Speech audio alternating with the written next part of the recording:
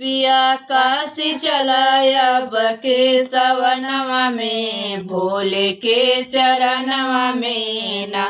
पिया काशी चलायब के सवनवा में भोले के चरणवा में ना।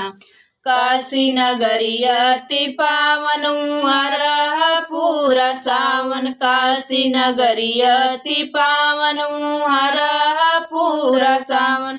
बाबा दे दई है झोली वरदनवा पिया भोले के चरणवा पिया ना। बाबा दे दई है झोली वरदनवा पिया भोले के चरणवा पिया ना। पिया काशी चलायब की सवनवा में भोले के चरणवा में ना। पिया काशी चलायब की सवनवा में भोले के चरणवा में ना। केहू चंदन लगाव केहू धतूरा चढ़ाव। केहू चंदन लगाव केहू धतूरा चढ़ाव। केहू भस्म लगावै बदनवा में भोले के चरणवा में ना। केहू भस्म लगावै बदनवा में भोले के चरणवा में ना। पिया काशी चलायब की सवनवा में भोले के चरणवा में ना। पिया काशी चलायब की सवनवा में भोले के चरणवा में ना। बाबा द्वारे भीड़ भारी बैठे बेलपाती सब पूजे। बाबा द्वारे खूब भीड़ बेलपाती सब पूज। केहू जलवा चढ़ावै गगरवा से भोले के चरणवा में ना।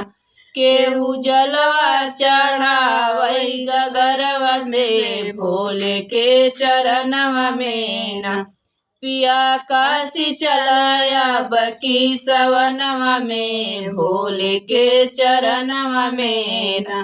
पिया काशी चलायब की सवनवा में भोले के चरणवा में ना।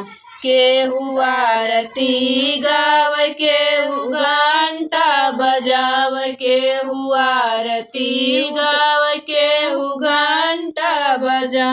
केहू भंगिया पियावेला कटोरवा से भोले के चरणवा में ना।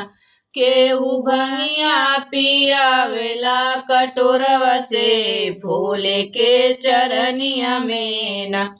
पिया काशी चलायब की सवनवा में भोले के चरणवा में ना।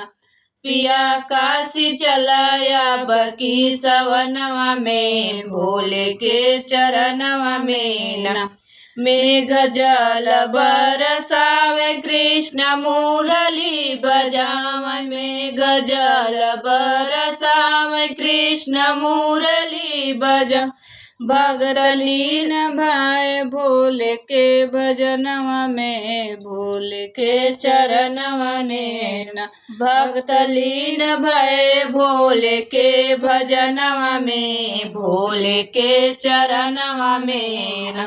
पिया काशी चलायब की सवनवा में भोले के चरणवा में ना। पिया काशी चलायब की सवनवा में भोले के चरणवा में ना।